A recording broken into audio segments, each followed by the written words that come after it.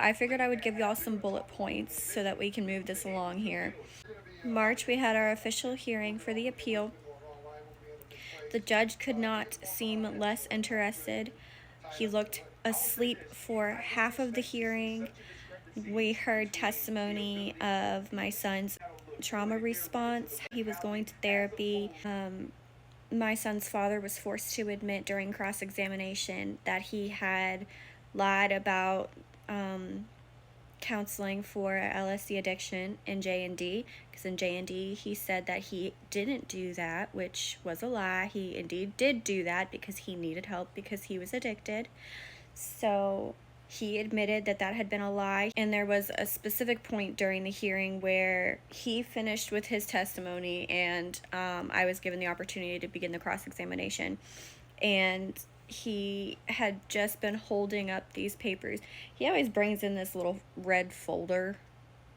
So he's opened up the folder, he's holding these papers, gesturing at them, saying, I have all these messages here of when I reached out to her over and over again trying to see my son, and she kept saying no. She refused to let me see him. And obviously I knew that was a lie. He never even tried to see our son or even be like, what can I do? Like, nothing. And all I had ever asked him to do was just go to rehab and get some help. So I took that opportunity to ask him to present the evidence that he had. I was like, you have all these messages that you say are you reaching out to me and me saying, no, you can't see your son, let's see it.